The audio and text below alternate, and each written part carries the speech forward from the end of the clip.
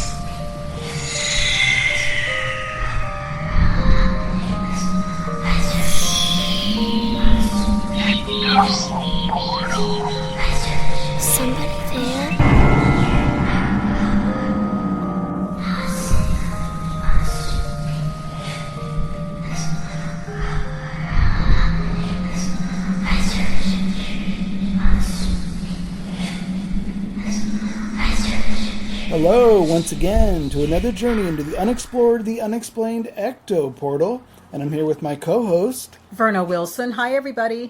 And we're going to discover some hauntings this week, correct? We're going to discover some hauntings, and we always find more. Yep. So what's this week's episode going to be about? This is going to be about the Epworth hauntings from the Epworth Rectory in Lincolnshire. It's in Epworth, the village of Epworth, Lincolnshire. In the UK. Yeah, in the UK, yes. Sounds good. We always like haunted convents and rectories. Yeah, this one's a little bit unusual because, but you'll see why it's unusual. It's because the Reverend Wesley was not afraid of the hauntings, and he was very much a man who stood his ground. But we'll talk about that. Okay, sounds good. So the only thing I've done recently is obviously still writing my book, but I'm one of those people that I write two books at the same time. Oh, okay.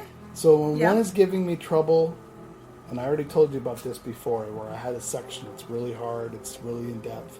And I get frustrated, so I move over to something else. Mm-hmm. Now I have another book. It's basically taking our stories from Ecto Portal and doing them as individual chapters. Mm-hmm. The best ones. I cherry pick. Sure. From stuff that we've covered in this book. So when it's done, the readers or listeners will be able to pick up the book and, they'll say, oh, these are the topics we discussed on Ecto Portal. Oh, yeah, right. So I go over and do that. It's like a companion book almost. Yes. Yeah. Yes. Yeah. And it'll be pretty big, pretty thick. Lots of, all kind of the same topics we cover on this show. So it's not just ghosts, it's not just UFOs, it's not just cryptids. No, it's all kinds of topics. All kinds, yeah. To me, I find that more interesting for a book like that than just one thing. So do I. So do I. Just like in the show, we don't find just, investigations or hauntings. That's not all we talk about. Yeah. We talk about everything. There's more to us. Oh, there's way more to us, including stuff that people confront me and just say, ew, how could you talk about that? I said, somebody has to. Yeah, exactly. Yeah. So when I'm getting frustrated with one book, I hop on to the Ecto Portal book, write a couple chapters, and then I hop back onto the problem-solving one. Because it gives my brain a chance to figure out how I'm going to tackle the other book's chapter. Sure. And that one's a little more in-depth. That's the one that's more history, hauntings, and true crime. It's good that you take a break when you do that, because while your brain is concentrating on something else, you're building up something. And you'll be able to think of something that you're going to add to that chapter that you didn't add before. Yep. I look at different ways to approach material. Because I'm finding that not every story can be approached the same way. Sure. It has to be true crime. You have to approach it a different way than you do a haunting. Definitely. So, yeah. And it definitely takes the writers and the person's creative bent to approach those stories to make them interesting to the reader as well, even though it's not fiction, it's a true story, or some of it could be fiction to other people, I don't know. Yeah. But in this particular one, it's a local true crime, like I said, from 100 years ago, 110 years ago. I think you talked about that, and that is interesting. We have a lot of stories here that are paranormal in the Bay Area. But, Oh yeah, there's but they're paranormal connections. But, Sure. but they're associated with a they're both paranormal and true crime. Yep. So yeah. what I had to realize is I couldn't just approach it as a true crime with paranormal aspects. Sure. I had to take it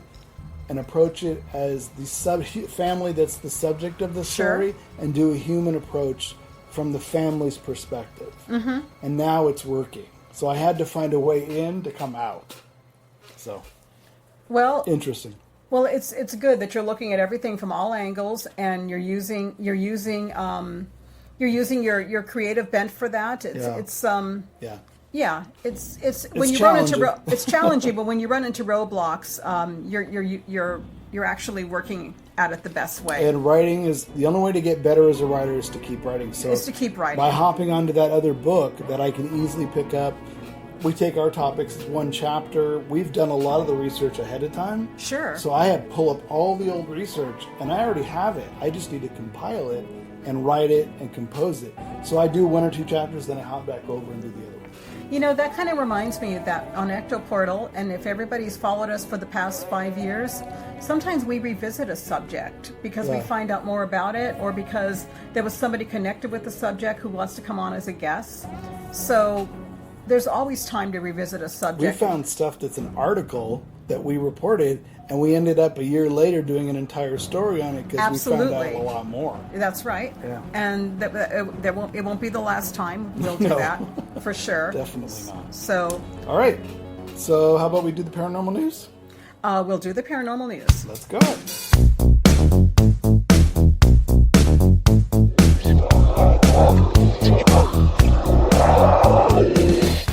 Okay, welcome back to the paranormal news. And what have you got for us this week, Verna? This one is about somebody who was a shopper.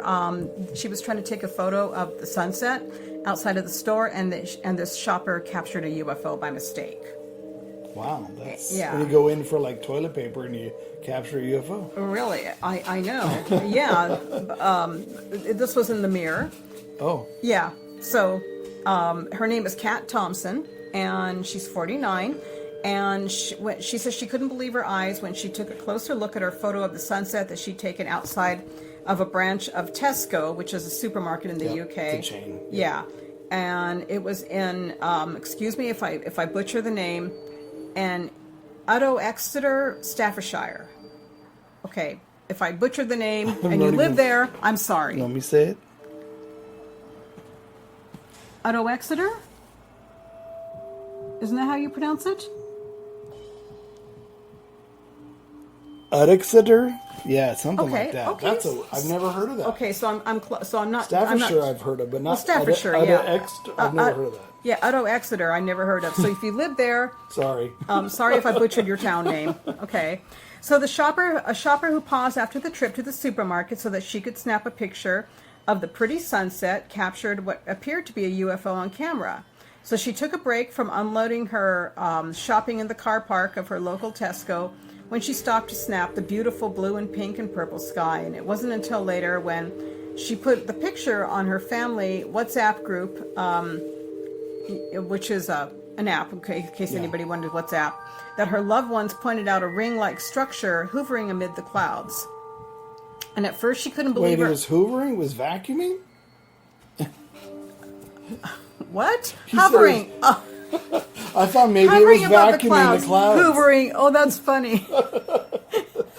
The aliens are here to vacuum. Vacuum. That's right. Oh my gosh. I can't believe I said that. That's funny. That is funny. Okay. So anyway, when she took a closer look at the image taken in a branch of Tesco and in Exeter, Staffordshire, her sister Julia Williamson said Kat took the picture because she loved the color of the sky. We noticed the UFO a few minutes afterwards, and she was on a completely normal grocery shop. Her husband noticed it first and made a joke about it on our WhatsApp group about aliens not included. And here's the picture. Okay. Yeah. And pretty far away, though. I think it's pretty far away. And she added, while we all agree that there are unidentified flying objects, or whatever the most up-to-date phrase is, none of us believe in little green men visiting Exeter, I'm afraid. Okay. However, one can see how such pictures would appeal to believers, and it certainly sparked a bit of debate. I'm pretty surprised about how even modern cameras can bounce light around to trick the eye. So Facebookers debated what the blur in the sky could be. One said, "My uneducated guess would be Saturn." Saturn. Why do people always say, "Oh, it's Saturn"? That's like everyone's go-to. Not Saturn. But do you ever notice that's It doesn't people's- even look close to Saturn. No, it doesn't. But that's people's go-to. Oh, it must be Saturn. Another one said, "I'd say lens flare, but if you zoom in, it looks like a bit of a sliver of the moon through a hole in the clouds." No, it doesn't. I guess my next question would be, Yeah, unfortunately, she snapped the sky. She didn't snap a picture of a UFO. You I- know what I mean? I think so, too. So she doesn't really know, and she can't really say one way or the other. right. And another one added, "It's definitely interesting. Many comments here say it's a lens flare." I've heard that one before. Yeah. But there are usually greenish, though those are usually greenish to bluish, so I don't know if I agree. If she didn't see it at the time, it's probably a lens flare, but still, one commented, "Glitch in the Matrix." That doesn't make sense either. People, that's like another. It's funny. That's a term. We've never done a show on that. We should do a show. Yeah, on we that. should. Yeah. But a lot of people. That's a new phrase. Oh, it's just a glitch in the system. Meaning we're all on a simulated. We're not really living our lives. We're actually a simulation from some other alien. Oh, come and that on. it was just a glitch in the system. That's the phrase. That's why they use that phrase. So it's overused. Yeah, but there are stories about a glitch in the system where someone disappears and reappears, or something they used to know is no longer there. Kind of like the Mandela effect, but a little bit different. Okay, well, here's what my opinion could be, and it's because of experience. When I visit Mount Shasta, Yeah. there's a lot of rings on the top that go around the top of the mountain.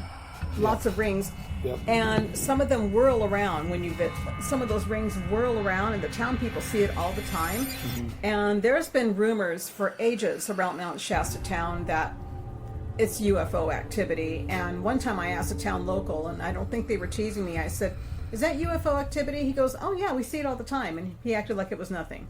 So if it was a high mountain where she was filming the sunset, it could have been just a ring around that mountain. Just Didn't like look like any mountains in the picture, though. it doesn't, but sometimes the weather will do that if it's like a high place where you capture something. So My first instinct by that picture yeah. is it could have been a plane that was in the sky when she took a picture of the Right. sky, and that's why it took the picture of the lights. Right. There's a plane just going across the sky, and Right. look, and the sky's pretty. Click. Oh look! Oh, it's a UFO. Well, actually, it's a plane. But now that you take a picture of the sky, you'll never know because you didn't You'll watch never know. to see if it was a plane or a UFO. So finding one, it's kind of like a ghost photograph. Most of the ones people get are in hindsight afterwards, but Right. sometimes when you're there live and people take a picture, they take it because there's activity, they see something and they snap a picture Right. and they capture something because they know something was there. In this case, it's kind of like who knows what it was? We'll never know because oh, the sky is pretty, click. I can see why she would think it might be that because of the round, but I've just seen round circular stuff like that before in Mount Shasta and Mount Shasta's had UFO sightings. they have had UFO sightings, but I'm just saying that I've seen that before, Yeah. and if it's part of the sky or part of the weather, and if it's in a high place where she filmed it, Yeah. but I don't know. We'll have to look and see where that's at because I've never heard of that town before. what town? I'm not going to say it again. Oh, that town. Yeah. Oh yeah, that town. Yeah, I'm not going to say it again. I don't either. think aliens would want to visit a town that people can't even pronounce. I'm just saying. Well, Roswell anyway, is a little bit easier to say. some of the explanations were silly, but Yeah, who knows? She might even capture it again. maybe. So the picture, Vernon will put it up on the Facebook page. Yeah, we'll put it up on the and you'll page, be able to yeah. see it. So what do you have? My story is also UFO related, Oh. but in the United States, in Florida. You might have actually seen this. It's been on TikTok pretty steady. About, 50, 60 police officers at night swarmed the Miami Mall because customers were saying they saw 3 8-foot alien shadow creatures I haven't heard that news. in the mall, and they were running from them. I heard nothing about that. Now, what's interesting is it was all over TikTok, but some people are like, "Oh, it it's all made up, and people. It was a gang fight, or it was three kids fighting with sticks originally. That was the police report. But there was literally 60 cop cars, bumper to bumper, with their sirens all on the side of the road next to in front of the mall. And I don't know about you, but I've never seen kids fighting with sticks, 3, or even a start of a gang fight that required 60 police cars to suddenly show up. I've never heard of anything that required that much. That's a lot of police cars. Now, what's interesting about this is on TikTok, literally, I want to say hours before, I saw a video. It's probably related, but I didn't think so at the time. These people were looking out the window at this, for lack of a better word, it was a tornado. It was storming out in the sky, and this tornado was going down this main drag in Miami, and as it passed, it was blowing out all of the light power fixtures on the power lines as it went down this huge block, and all the power went out on all these blocks as it went past. And they're like, I've never seen a tornado that just wipes out everybody's power as it goes, and then it disappeared, and then it re-landed somewhere else, and it kept going. And then a few hours later, this shows up in Miami.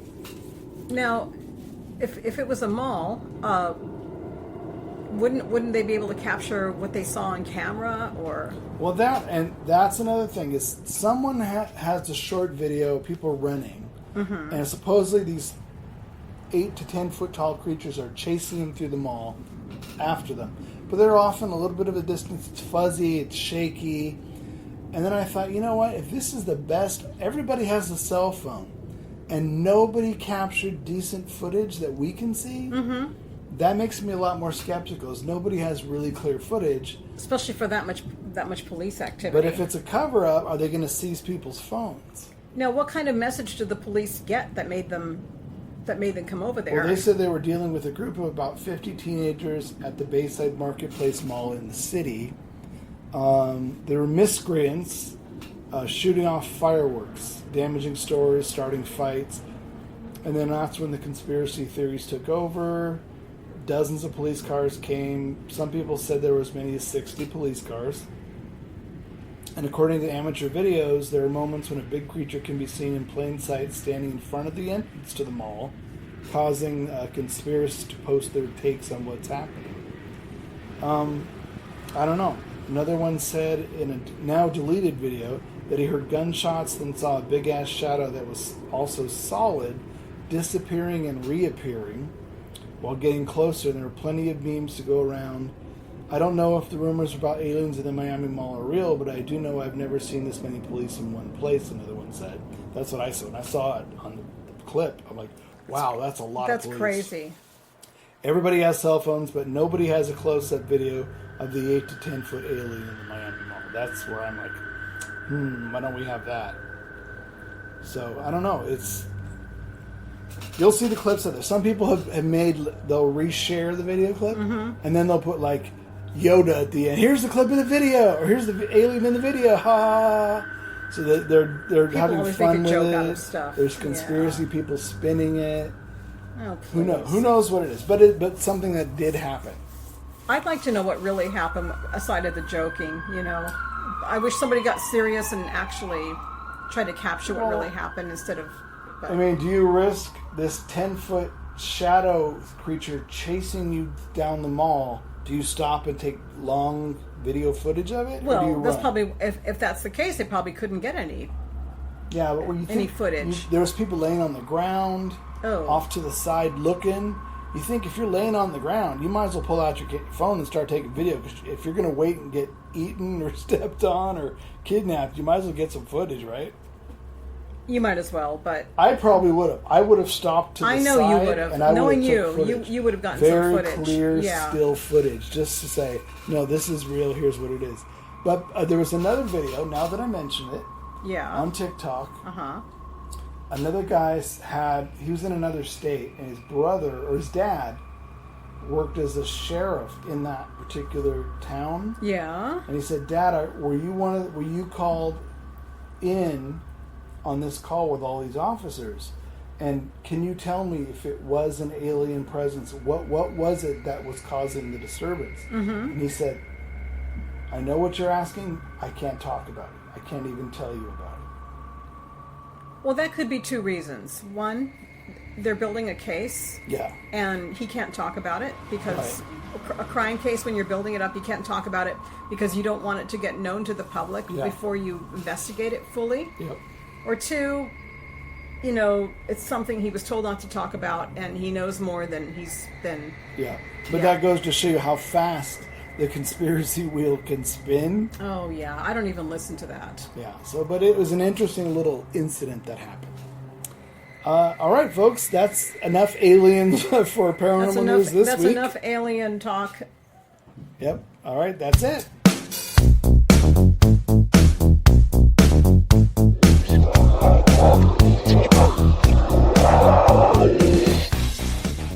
Okay, and that was the paranormal news.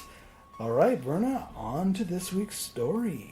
Yeah, this week's story is about a famous haunting in the village of Epworth, and it's at the Epworth Rectory in Lincolnshire, and it happened in 1716 to Samuel Wesley and his family.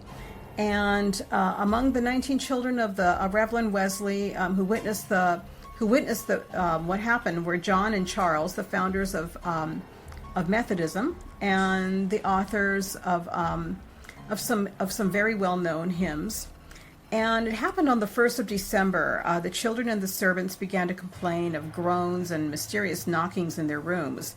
And they also insisted that they can hear the sound of footsteps, going up and down the stairs at all hours of the night. Oh, God. Which would drive me crazy. That would drive me more insane than anything else. Right, it really would. And Reverend Wesley, he didn't hear the noise, so he lectured them, telling them that it was part of their imagination and to have common sense, and he lectured them about silly tales. Well, but what was interesting about Reverend Wesley is that he believed in ghosts and he believed in demons and hauntings, but of course, he didn't. Wait, did you say he had 19 children? He had 19 children, yeah. Well, there's his demons. Oh, ha ha ha. Yeah, large families back then. Yeah, he had 19 children. That's a lot of kids. He believed in all of this, but I guess he didn't believe in it in his own life. So he told his family one night at dinner that if there were any noises, they were undoubtedly caused by the young men who came around in the evenings, because he had 4 grown daughters who began to entertain suitors, and their father's sarcasm didn't sit well with them. And he said, "I wish the ghost would come knocking at your door, Father," one of them told him, because they were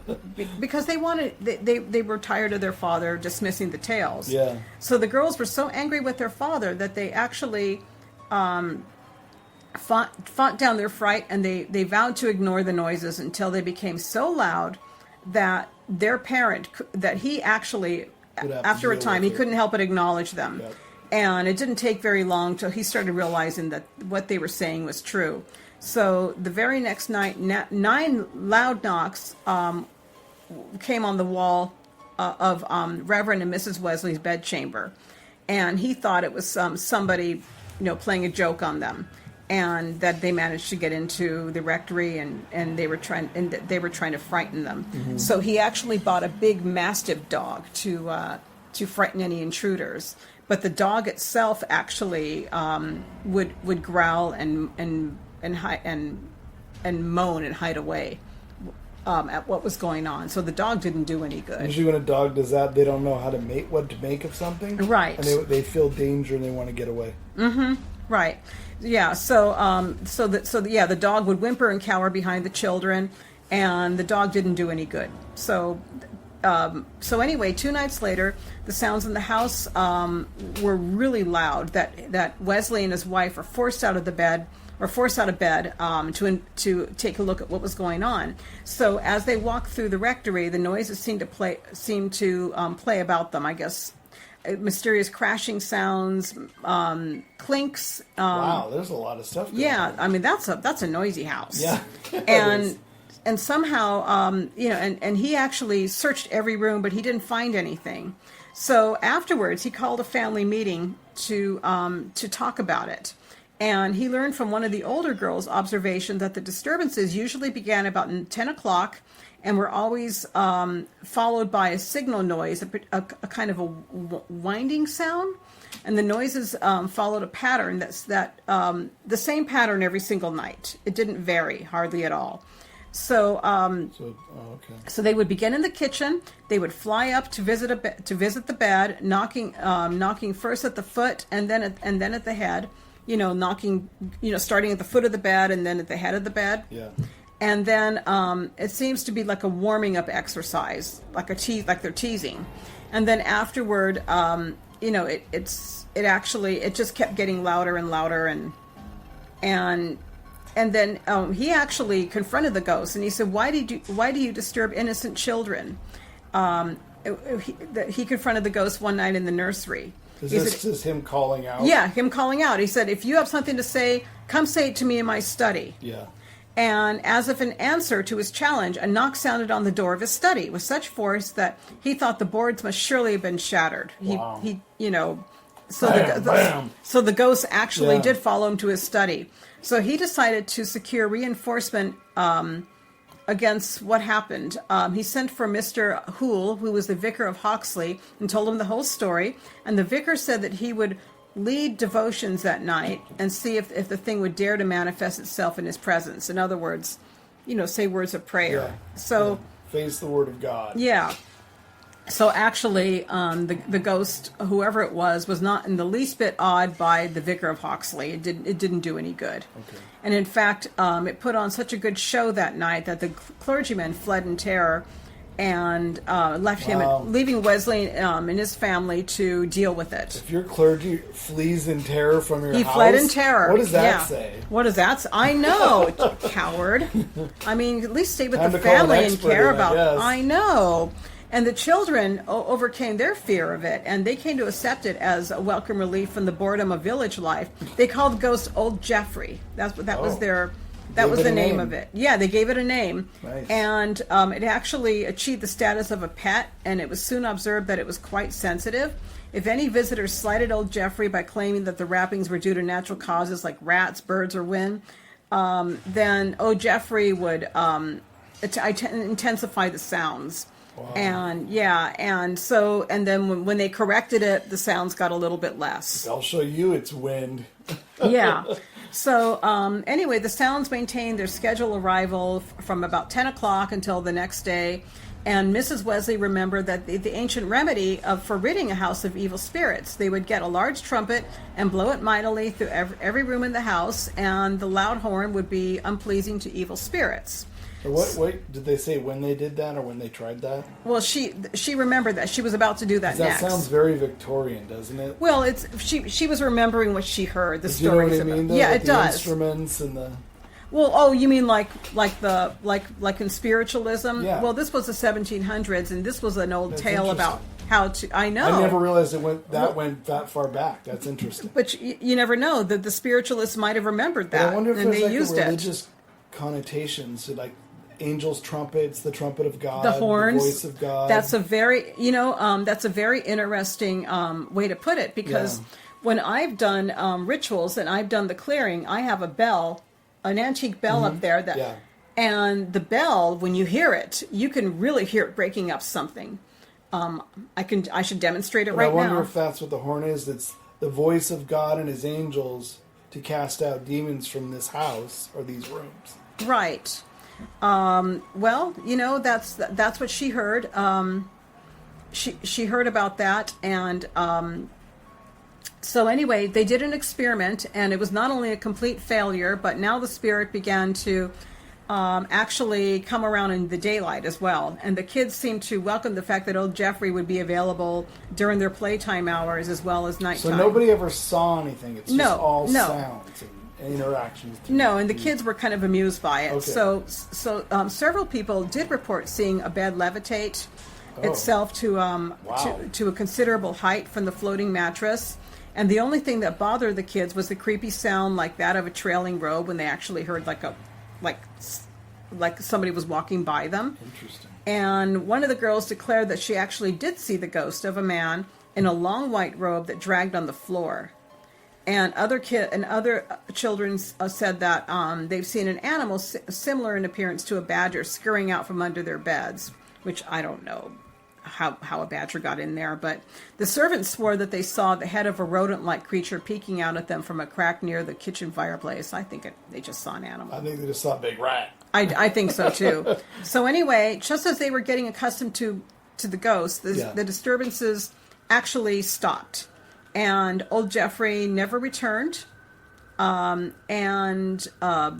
it was written about in Wesley's diary, the whole thing. So that's how we got to know about it. Otherwise, if he didn't write about it in the diary, it would have been lost. Yeah. So I mean, I guess you probably don't know other than what you found, but I wonder if anything else happened on the property before the rectory.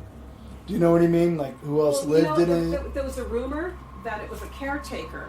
The rumor was... What was that? The rumor was that it was a caretaker who used to live in the rectory that was actually old Jeffrey, and the caretaker recently died. That's what I'm wondering, if it was someone from prior who lived there or something. Right. And when we're talking about sounds, we're talking about how the horn is known, has been around like in spiritualism and also in biblical lore, and this woman and his wife heard the story of a horn. Yeah. But the sound of noise to break up evil spirits has actually been in rituals for a long time. I've heard the tuning fork too, because it has the sound. Well, here's my antique bell, and my bell works. I've heard you do this in rituals before. Well, we're gonna demonstrate it here right now. That means powerful sound. Tell the servant I want my tea now. but the sound, I think, is kind of powerful. I've actually have had people sit there still when I've done this, and the cats kind of crouch when I do it. Because I know in Victorian times they'll use bells for communication in certain ways. Like, when you hear the bell, can you please come and make your presence known? Oh, definitely. And when I ring the bell again, please be gone and stay no more. Things like that. They definitely used to use a bell to bring in servants, but it was like a way of controlling the seance in a way. Yeah. Oh, you mean for a seance? Yeah. They servants, definitely. Yeah, you would. Oh, for servants, yeah. Well, for a seance, yeah. And actually, like I commands. think. Yeah, and I think, and I've used a bell too. Yeah, I've seen you use a bell. Yeah, before. I've used a bell when I've done rituals and that you've been present at. So, but anyway, great story. Yeah, I'd love to visit the rectory one of these days. It's still there, and it's nice that it's still there, because most of them get torn down. So it's cool that it's there. Yeah, it's still there, and people have actually visited the rectory, and they've actually have had experiences there too, where they've experienced some spirit activity. But a place that's been around that long, I don't know if it's old Jeffrey or who knows. Hey, if you have a house of 19 kids and they all have had experiences, that's a haunted house. That's a haunted house. Or a haunted rectory, I guess. Yeah. So cool. Anyway, love to visit there someday. I love the story, and I actually like Reverend Wesley's courage. He didn't run from it. I thought it was great. Well, he used the same philosophy I use. Unless anybody's physically harmed, right, and your house isn't burning down, or, right. Don't be afraid. It's just sounds. It's right, noises. Right. It's annoying as hell.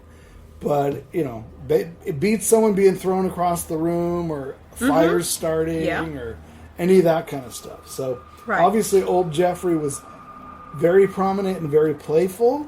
Mm-hmm. He was like a part of the family, it sounds like, over time. And the kids were very brave, too.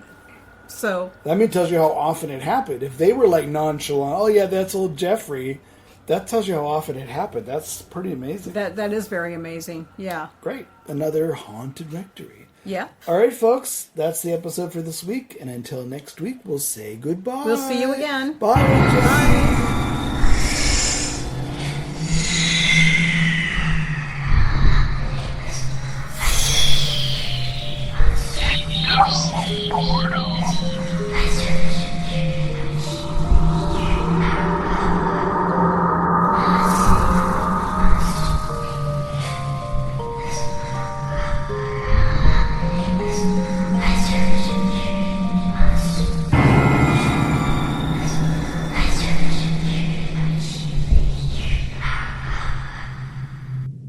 Royalty-free, copyright-free music by Kevin MacLeod and Ross Bugden. Be sure to visit us at www.ectoportal.com. Check out our archives on YouTube and head on over for new episodes to ectoportal.podbean.com.